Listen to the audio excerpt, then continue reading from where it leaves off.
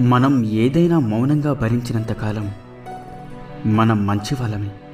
ఎప్పుడైతే భరించలేక ఎందుకు అని ప్రశ్నిస్తామో అప్పుడే మనం ఎంత మంచి చేసినా సరే అన్నీ మర్చిపోయి మనకు ఎక్కడా లేని చెడుతనాన్ని అంటగట్టి మనకే తెలియకుండా మనల్ని ప్రపంచానికి ఇంకోలా పరిచయం చేస్తారు. ఎంత విచిత్రమో కదా.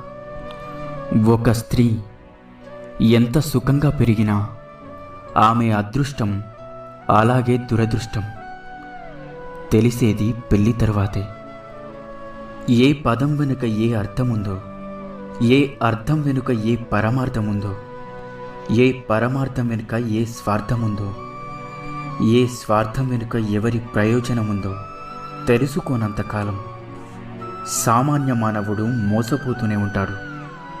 జాగ్రత్తగా ఉండండి, అలాగే ధైర్యంగా ఉండండి.